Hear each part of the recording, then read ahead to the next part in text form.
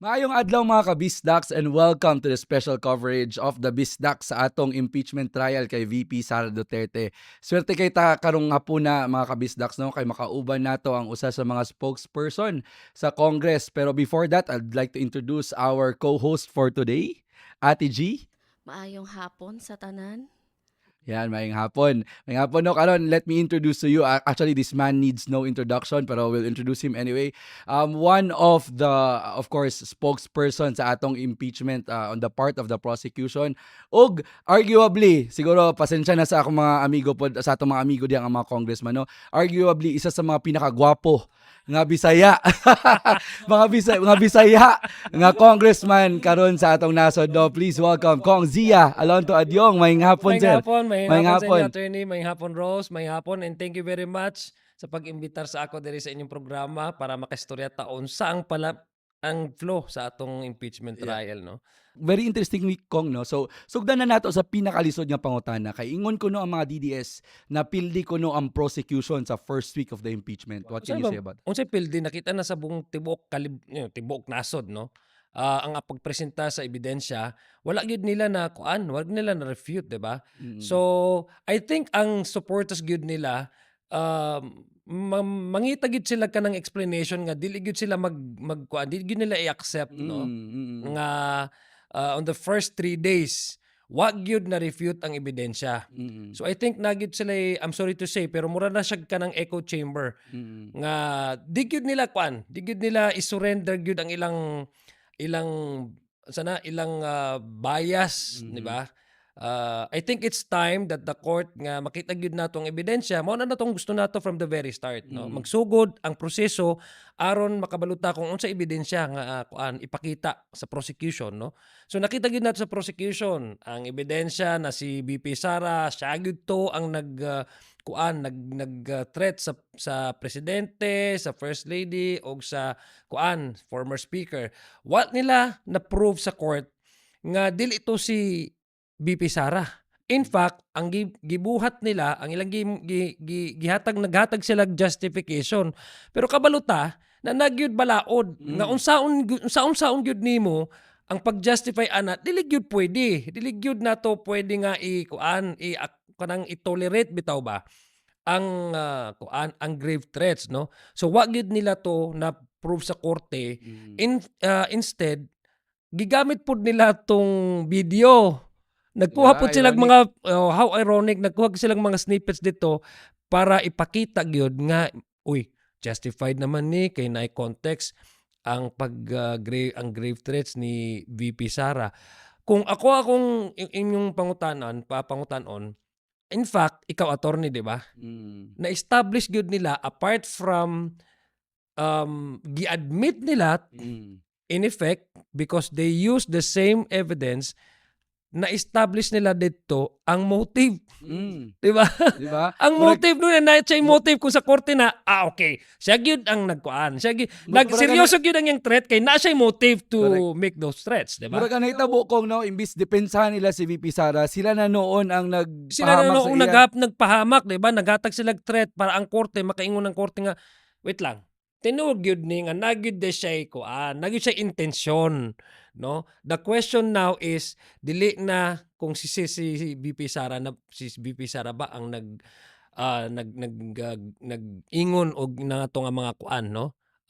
Mga threats, no? The question now kay na-approve naman to, wala pud nila na refute, no? Ang question karon, is it allowed?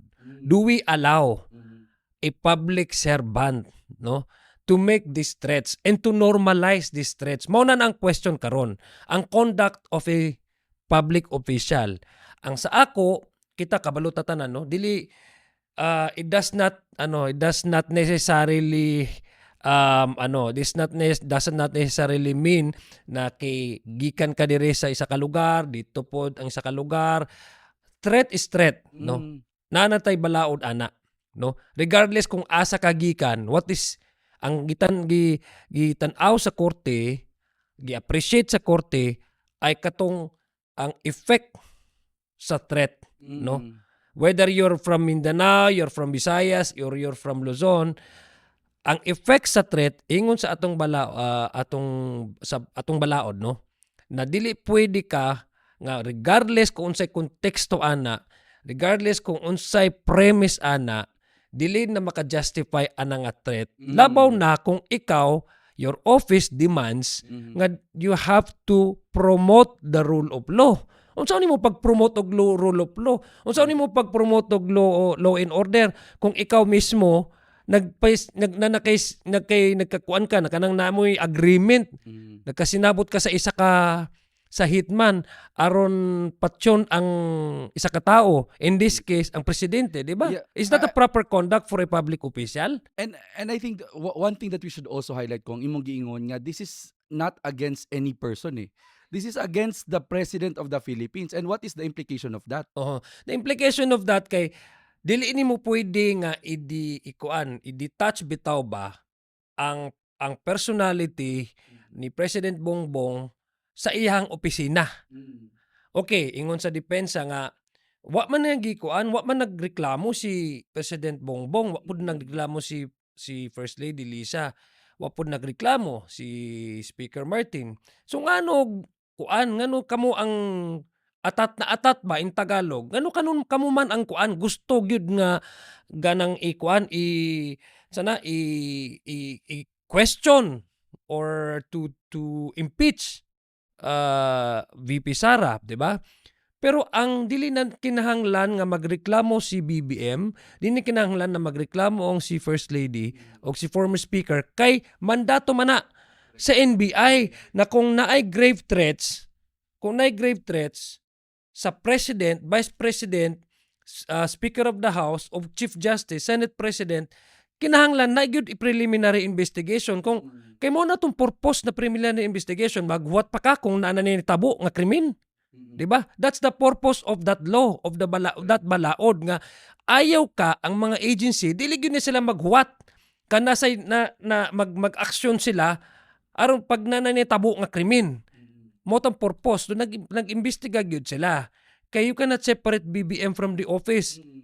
Ang githreaten niya dili lang si BBM o si First Lady, regardless whether they felt na they would not complain because they probably think na wala na, it's not worth my time, but siya ang head of government, siya ang head of state, siya pod ang commander-in-chief, di ba? So ang threat dili kang BBM as a person, the threat is also directed against these mentioned offices and official functions of that office. That's why it's betrayal of public trust kay si VP Sara being the second highest official in the land, kinahanglan she must recognize, uphold the hierarchy of the officials by which our government has been structured. So, ang si BBM gibutar sa tao, siya ang nahimong duly elected president, so dili ka po pwede mag-ingon ka na I will promote the Constitution, I will promote the rule of law, and yet you are threatening a sitting president which according to the Constitution is the head of state, the head of government, and the chief commander-in-chief. So, dapat gyud, no? Kinahanglan gyud ang atong mga agencies mag-imbestigar gyud na. Kay wa man pud di lagi ingon nga si VP Sara nag-joke ra kasi VP Sara man ang nag-ingon nga serious ni. No joke. Actually, nakuratan ang mga DDS kong no kay mismo si Senator Amy Marcos ang nagsulti during the impeachment trial nga di naman kailangan nga kasuhan pa, di ba? Murag niingon siya mismo ana nga murag gipagtanggol niya ang NBI nga naay authority ang NBI nga mag-file og kaso bisag way reklamo si presidente. Mo na to kong i-explain ngo. Makuratan sila pod kay there's no way of refuting that. Kay when she was uttering these words, tanan kita nakakita sa video. Tanan kita nakakuan, nadunggan gyud nato. Nasya gud to. Right? Well, in fact, wala pod na refute sa defense nga wala katong video kay authentic, meaning wala siya na tamper, wala naghimo o wala na manufacture ang NBI anything that would insert any kind of sound dito sa iyang pag-respond sa katong question, di ba? So ibig sabihin, from the time that it was the VP responded to that question, uttering the grave threats against the president, wala gyud na manufactured, wala gyud na tamper to a point na makaingon ta nga basin gi-insert na to siya og sound para it would appear as if the vice president. Wala. Kay wala man ito na refute. Ngayon, ang question gyud na is ang conduct niya ba? Ang conduct of being a public official. Kanang makaingon gyud ta nga she is fitting to be the Can you honestly tell me that she can discharge her official duties as vice president and convince the people that she would do anything and everything she has in order to promote the principle of law and order, the principle of no one should be above the law, while making threats against the president? Can you honestly tell me that that the one that she acted upon and mentioned and tell the people that she has already given an order to a person to kill the president compatible to the office, the demand of office, that she needs to promote law and order, the principle of no one should above. Can you honestly tell me that? Is it reconcilable? Dili man. No comment. Yeah, tinoda. That's why I ang sa understand. ato, it's not criminal kay ang impeachment court man para for the Sui generis, the impeachment court dili gyud nimo pangitaon dito na makalabuso o may mapreso ang gi-impeach nga opisyal, di ba? Ang ipangita lang sa impeachment court is betrayal of public trust man na siya. Di ba? Ang ingon sa mga abogado, ang quantum of evidence dili pareha ka ng mga or regular na criminal proceeding na kinahanglan guilty beyond reasonable doubt. Kini ang atong gitest is ang conduct of a public officer, being an impeachable officer. Kung kanang ang iyang the manner, the behavior, ang conduct niya pag discharge ang iyang office, is it compatible with the Constitution? Na ba na betrayal of public trust, di ba?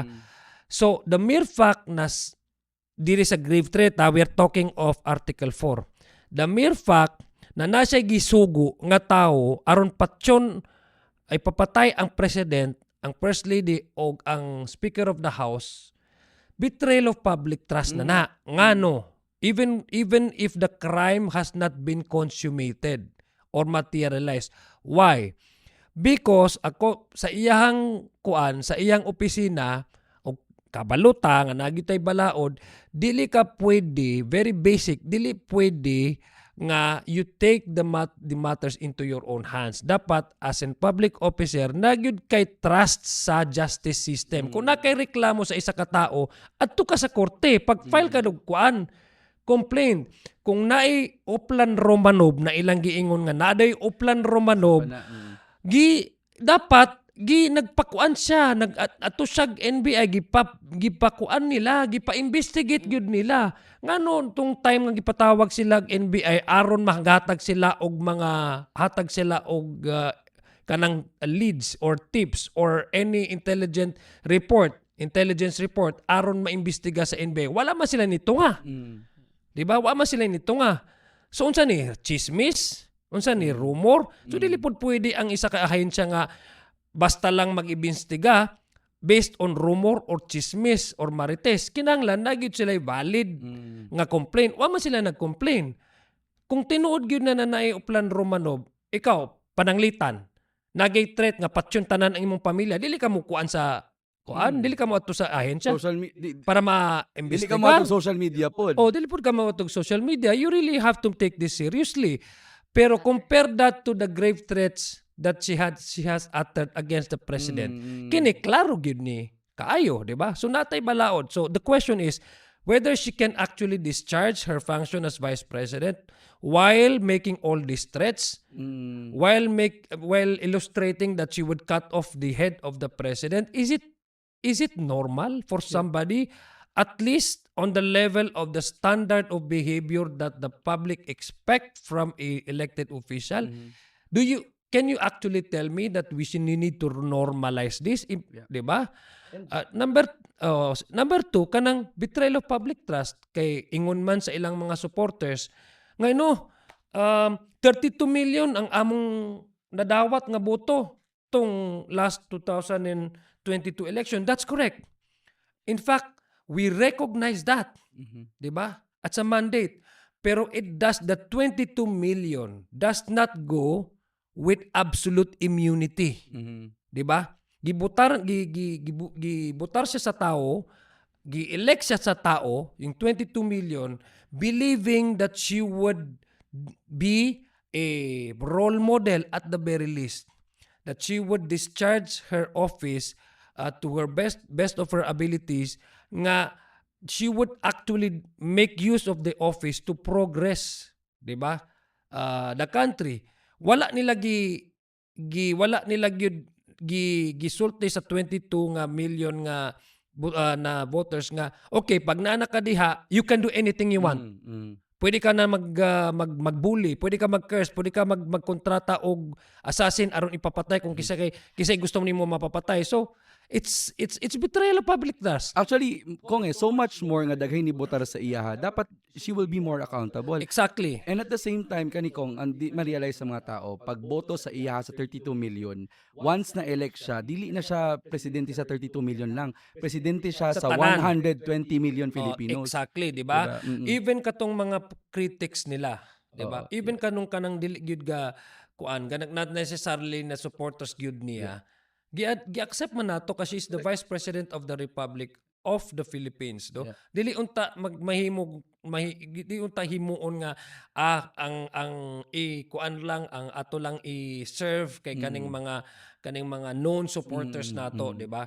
Og if you are elected official, you have to at the very least accept ang kung unsay mga policies or unsay mga kuan, unsay balaod, di ba? Subjecting yourself to these policies does not mean that you also pag dili na favorable sa imo, mangita kag lain ng excuse aron makaingon ka na actually dili na siya ma-apply sa ako. For example, kining threat, di ba? Ingon sa mayang mga depensa nga, it cannot be a betrayal of public trust because number one, wala pod kanang ang reason kung nag-threat ani nga si Vice President, it's because she is also confront with a lot of she was probably subjected to kung kanang double standard. Ingon sila, di ba? That's why nakakuan gyud siya, nakaingon siya mga inana nga mga threat against the president. Pero again, the law says, dili gyud na pwede. Grave, it's absolute. Grave threat is absolute. There's no such thing as conditional threat. Diba? Dili na pud siya ng opinion. Kay opinion, dissenting opinion is very much alive in this country. In fact, celebrated. Kung dili ka agree sa ako, okay, cause that's how democracy works. Diba? Dissenting opinions is okay, tolerable, accepted. Diba? Even encouraged in a democratic country because that's how you can progress. You have a thesis and antithesis. Diba? Kabalita sa school, sa chemistry, na kay thesis, na kay antithesis. But to direct a threat and say that nanakoy gisugo nga tao nga kung nay mahitabo ipapatay gyud ni siya, ayo gyud pag-undang, ayo gyud undang until mamapatay nimo ang presidente, ang first lady ug speaker. That is not dissenting opinion. That is not that's not being a critic. That is not the right to freedom of expression. Exactly. So, what I mean to say is if you are believed in you if you are a elected official and believe that you need to discharge your office, diba? According to what you have sworn, you really also have to place yourself responsible to your action. Kung ang action nimo constitutes certain penalty, then you have to face the penalty.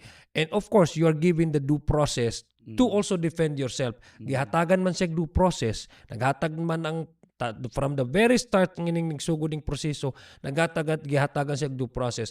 What was she displayed instead, or I don't know kung kini part ni sa ilang strategy. She chose not to appear in all of the regular processes that we have started, no, giving her the opportunity to refute this allegation. Wa pud niya tubag.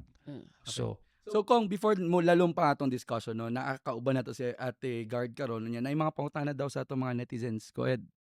Kung unsa ang imong overall assessment sa unang semana ng impeachment trial ni very VP Sara?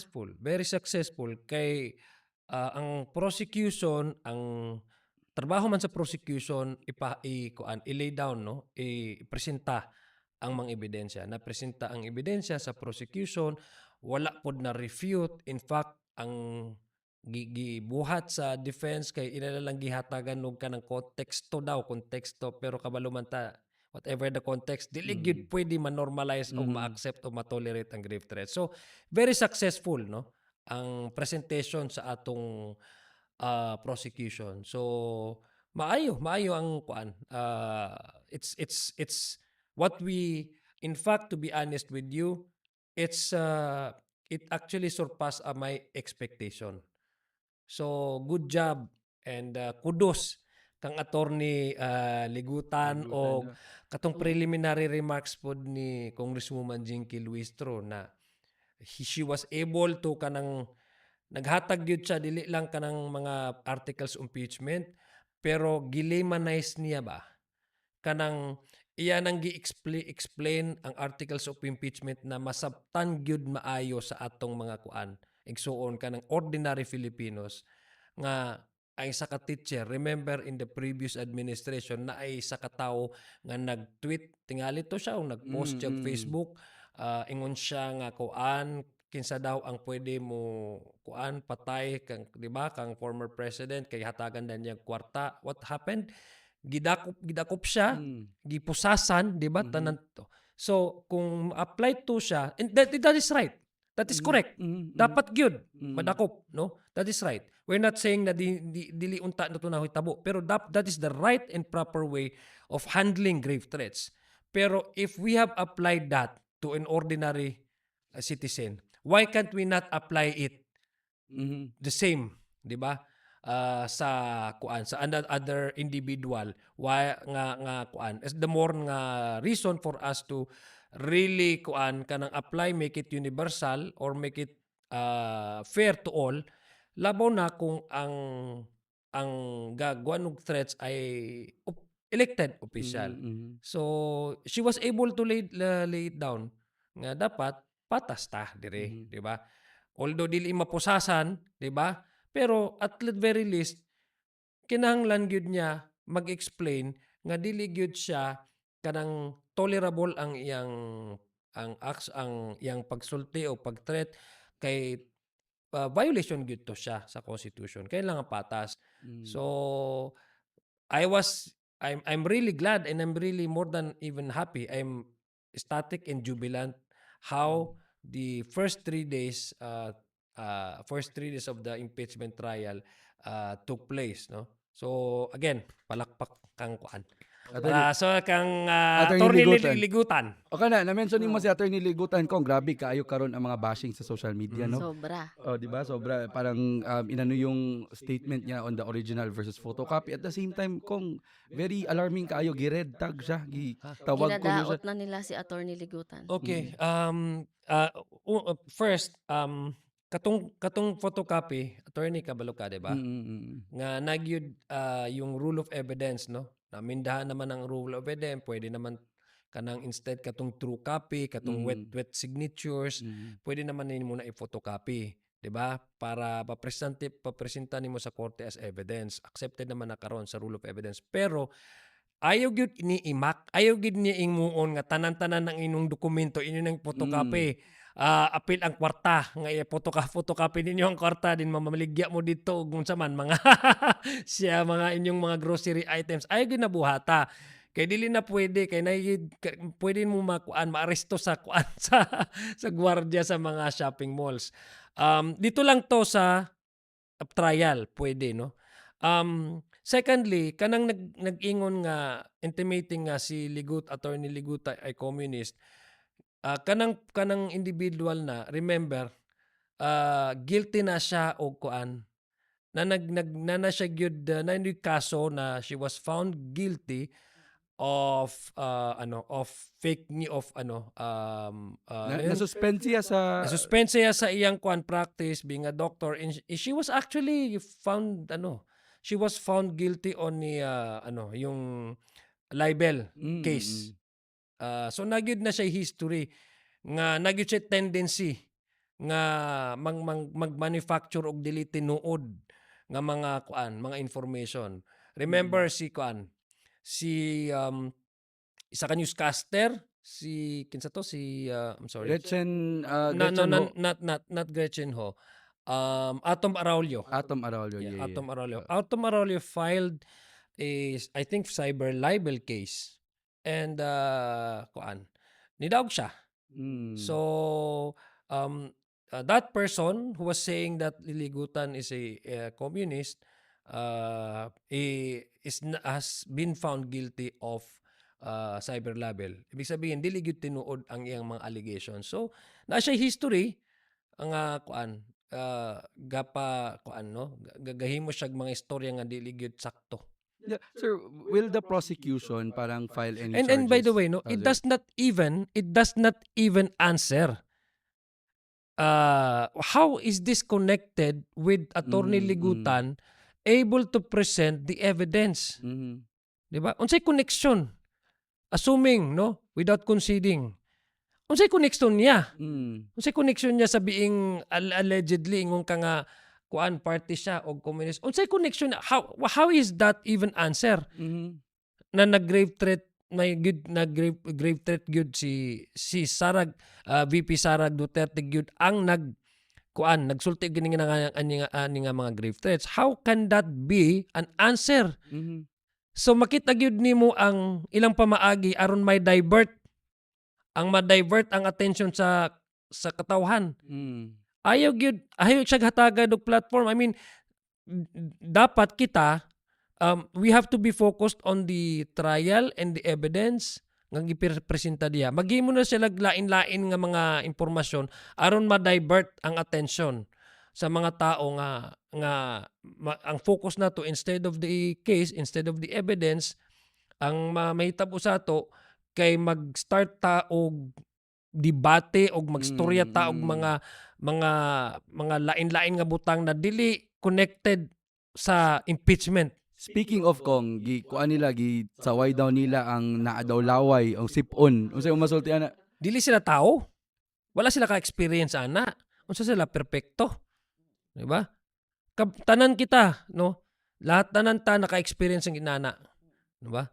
So, mas makuratan ko kung wala sila sipon. Mm. Mas makuratan ko kung wala sila laway. Kay ibig sabihin dili sila tao. Walang na ang kaya nila sabihin. Kay wala gyud sila makuha, wala sila makitaan nga pwede nila magamit aron ma-refute ang mga ebidensya. So ang buhaton nila mangitag gid sila og lain-lain nga mga rason ug unsa pa mga kuan mga kanang mga ginagmay nga mga kuan issues nga to a point nga mangbuli sila. Mhm. Mao nang problema kay ang pag-grave threats paggikan na sa public official, ang effect na sa society is very dire Mhm. because you normalize at the very least bullying. Mm. Unsa na to nga dili ko Christian ha, Mm. Muslim ko. Mm. Pero remember, the Philippines is the first Roman Catholic country in Asia. The first Christian country in Asia. And the only Di ba? Aside from East Timor with the East Timor karon. I mean, do you as Christian or the country in Christian with Christian in character, is it part of your belief Mm. to belittle and dehumanize a person simply Mm. because you don't agree with each other? Diba? Is that how this country should move forward? Mm. Nga we cannot talk about issues of facts, we can diverge in our opinion or interpretation, but at the very least we have to discuss about facts and Mhm. truth. Ngano imang insulto man ta, Mhm. 'di ba? Ngano mang insulto man ta? Are we known to be like that? So the effects of public officials kanang making threats, 'di ba? Um Dehumanizing one person simply because she or he has different idea apart from what you believed in is the very kung ako ako ang imong pangutana, it's the very thing that we need to defeat. Dili Mhm. na to pwede i-normalize ang bullying. Di gyud na to pwede i-normalize ang impunity. Mhm. Dili pud na to i-normalize nga unsa ang i-apply sa isa ka tawo nga ordinaryo nga tao diri sa atong leader lain pud ang application. Dili pwedeng inana ang atong kuan ang pag-appreciate nato at the very least sa atong kuan mga balaod diri sa atong Mm. nasod. Mm. So I Like mean it's kuan. Yeah. disappointing kong no, disappointing kaayo gyud siya nga And the panghitabo. more that we need to fight, Yeah. then the more that we need also to pursue what is right. Dili pwede nga kuan i-allow nato ning mga inani nga mga pangbubuli, Mm. pang-dehumanize. Dili man unta ingon ana ang Pilipino. Murag ana. Dili not to get start na gyud ethical standard unta ang atong mga leader. How I Mm. wish na na gyud mga leader especially from Mindanao nga or Visayas nga mga maayo gyud na mga leader nga mga Mm. respectable gyud nga mga leader na nga kabalo sila na naa sila'y power but they Mm. will not use that power to demean ordinary Filipinos, at the very least to insult Mm. ordinary Filipinos, 'di ba? Mm. Oh, so Ate G, basig na pa yung mga pangutana. May question pa dito, Kong, 'no. Ah, Unsa ang epekto nga wala pirme motambong si BP Sara sa trial? well, sa House Prosecution Panel, moto ang among gipangayo from the very start nga magkuan siya, no? Appear siya at the same time siya gyud mismo ang mag-explain sa tao. I-deny gyud niya. Wala man denial nga wa man niya gin-deny nga dili to siya ang tao ang nga nasa Zoom nga threat sa president. Wala pud niya gi-deny to. And there's no way of denying it kung. Yes, yeah, but I'm just laying down the articles, no, attorney. Wa po niya gi-deny nga wala man ako nakuan, wala man ako na kanang nag-order unta og kanang how to use the utilization yung confidential funds. Wala pud nato na dunggan na. So basically ang explanation unta ang gipangita sa tao, especially ang iyang mga supporters, wala niya gihatagi og explanation, no. So what is now the effect? The effect is that ang sa amo this is an opportunity unta para sa iyaha nga ma-clear pud niya ang iyang name, no. Ma-refute gyud niya ining mga allegations.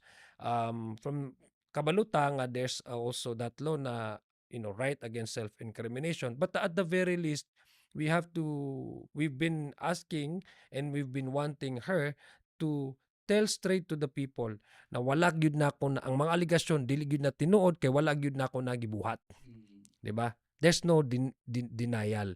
So what we have heard and have seen so far are cases they brought up questioning the very process by which this impeachment has reaches the final state, which is at the Senate, no.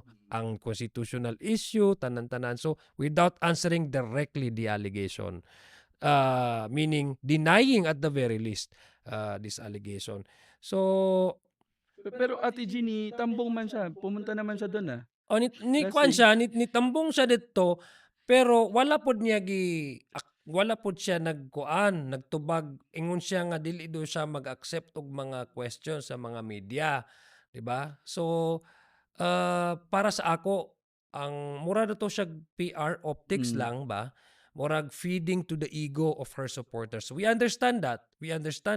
Kay moto ang iyang how they would play, and that is her discretion entirely the discretion of her defense. Pero at the very least, ang atong ginapangutana unta sa iya or atong ginapang pangayo unta nga at the very least mag-appear siya and then answer the allegation without necessarily evading it, no. Kung nagyud sa ilahang press katong brief sa pre-trial brief unta, kung nagyud dito nga actual denial without necessarily disproving the allegation pero denial unta, okay ra na dili siya mo appear basta klaro sa in written form or even in the way the defense would answer the allegation, klaro unta na i-deny gyud nila that's not true, that's not correct, this is pero ang what we have received so far as the article 4 is concerned is context og premise or justification without denying na siya to. And we're just talking about Article 4 wala pa ta nagstorya og Article 1, 2, and 3. Speaking of that, Kong, no, before tamo ato sa mga questions sa netizens, why is it, was it a conscious decision or why did the prosecution decide na unahon gyud ang Article 4? Kay mas dali to sabtan. Mas dali Mm. makarelate ang tao. Di gyud taganahan ang imong silingan mag-threat sa imo. Di gyud ta mo di gyud ta mo ana, di gyud ta mo tolerate ana. Di ba?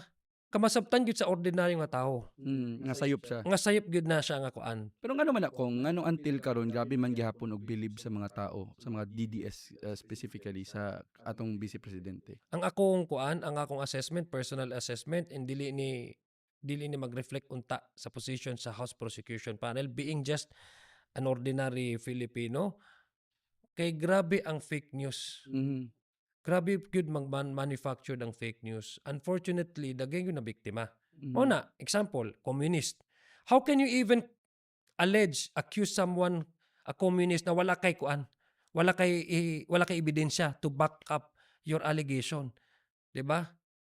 So, I mean it's also speaks about the character of the person.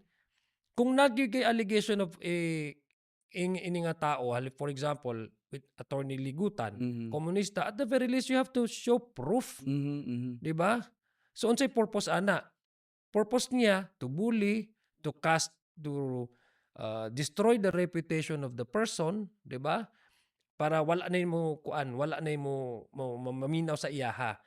So I think that's the reason kay ni daghan kaayo ang aning mga dili masakto nga mga impormasyon. Unfortunately, nagyud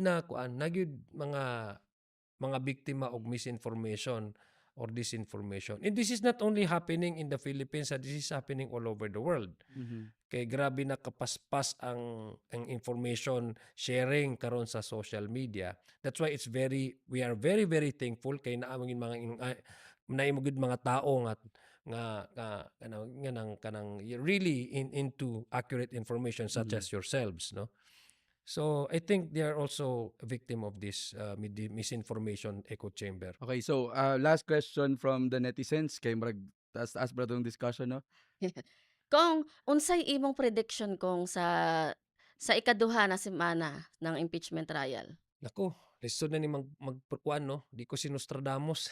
Maglisod ta magpredict. Ato na lang kanang maghuwat na lang ta kung unsay mahitabo in next week. Basta importante nag-inform na ang gipasabot na sa prosecution from the prosecution sa korte nga mao ni ang among ipapresenta next week nga mga witnesses, si Attorney Lotok, si Bello. What we can tell you is this is the natural flow. Ang first week ang gibuhat sa House Prosecution Panel is na-establish na to ang authenticity sa video, and the second week makorroborate nila ang testimony ni Mr.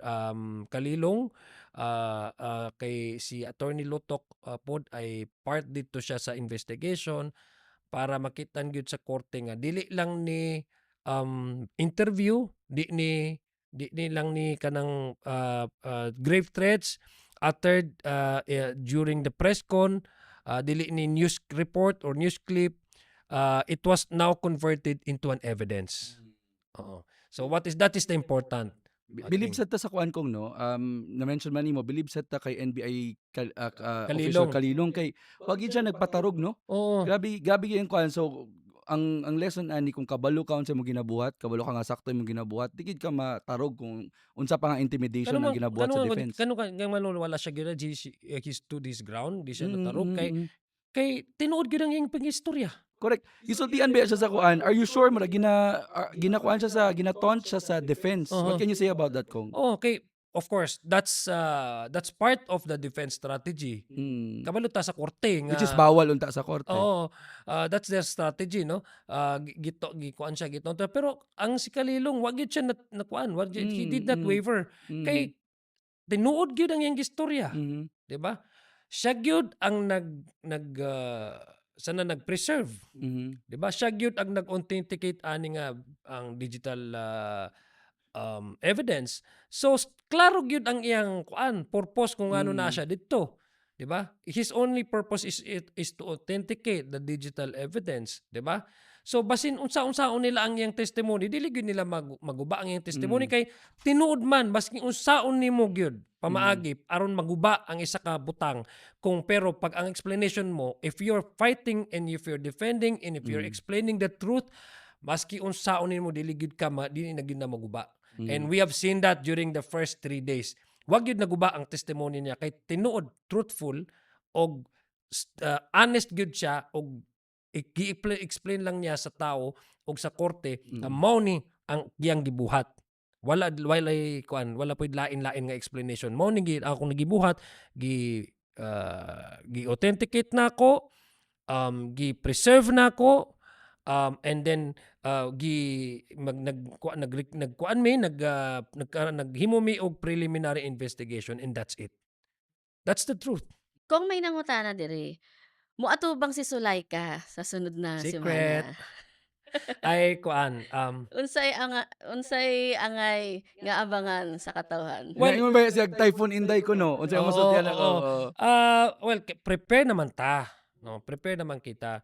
The reason why kung dili unta nato maggamit og maing nga explanation kay dagay mi Mm. nangamatay, Mhm. Mhm. di ba? No, So very dapat insensitive siya nga. yeah, Labaw karon nga yeah, currently daghay gibaha karon tungod sa lagi. bagyo. So dili unta nato himuon ning mga inani nga mga natural disaster nga ilang giprepara sa mga gobyerno nato ug sa atong mga ordinary Filipinos nga imagine pila ka tawo ang ma-displace.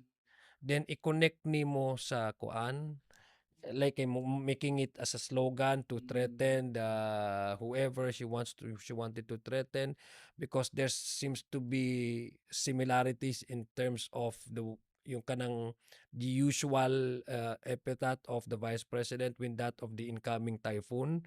So naipan ba, na double meaning. So murag dili unta siya sensitive and dili siya mao muhatag mo gamit kag mga nga mga kuan double meaning explanation kay dagay may nangamatay pero prepared man ang gobyerno if she meant the impeachment sila man intuon tingali ang dili prepared kay wa man nila naguba ang testimony, di ba? So if she meant the government is well prepared. In fact, the president was on top of this and the local government units are on top of this. Is she saying that the LGUs are not prepared? Would that also mean that the local government units will not be doing anything, di ba? Of course, they're prepared. If she meant the impeachment, sila tingali ang dili prepared. Correct. With that, Kong, medyo gwapo kayo itong discussion karon and of course, basig na akay mensahe para sa tumakatawan, especially sa mga Bisaya. So, di kung No, di na lang ka sa tanaw, camera no. ko. Assalamualaikum warahmatullahi ta'ala wa barakatuh sa akong mga kaigsuonan diha sa Mindanao kay gikan man ko sa Mindanao. Let's make ourselves informed, no. Sige na tag kuan tan-aw og kanang trial aron makabaluta kung unsay gyud tinuod. Kay mo tong purpose gyud sa prosecution ang ihatag gyud ang unsay tinuod gyud the truth, no.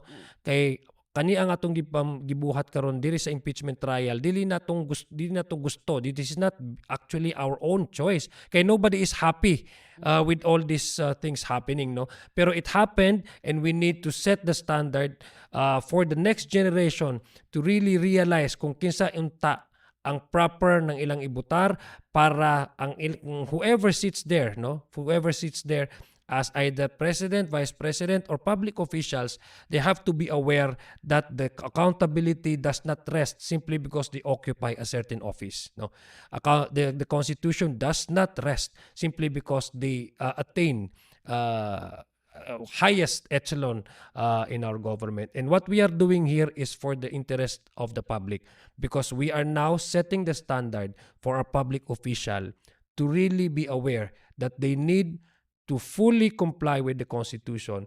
They have to use their office not to violate the Constitution, but even to promote the Constitution, the principle that no one is above the law, the principle that no one should put justice into their own hands, and the principle that all public office is a public trust. Maayong hapon kaninyong tanan. Last Kong. question, Kong. Pinakalas. Pinakalas. Unsa ka tinuod na kapag Bisaya ka, DDS ka? Dili man tayong tinuod kay mura lang ilang manufactured mindset lang na siya. So it's not true, no? It's not good true. Ang kabalo ko, ang mga Bisaya, they really push for what is the truth. They really are into Bisaya are good, decent. Correct. Bisaya are good, decent, peace-loving citizens of this republic. And we have seen many, many good Bisayan leaders. In fact, Sergio Osmeña is a Bisaya. Vice President Manung Pilais is a Bisaya. Sofisto Gingon. The former Vice President Teofisto Gingon is a Bisaya. The late Senate President Nene Pimentel is a Bisaya, no? Mayor Cesar Climaco is a daghan kaayo even now. Daghan kaayo nga mga Bisaya nga mga leaders who are respectful, who are decent, and who are good public servants. And Bisaya, the Bisaya people, speaking people, are decent, peace-loving, and and good citizens of this country. Daghang salamat, Kong. No? Kong Zia, daghang kayong salamat. I hope we can invite you again next time. Salamat, Yeah, basta sa Kong. inyo, basta bisdak. Salamat. Kay kuan. Salamat kayo. Okay. So with that, no, sa atong mga naminaw karon, daghan kayong salamat for joining us in this special coverage of the impeachment trial. Karon first week pa karon, no. Next week makita na pud ta ninyo og hopefully ma-invite na pud nato si Kong Zia or our prosecution team. Daghan kayong salamat and maayong adlaw sa inyong tanan.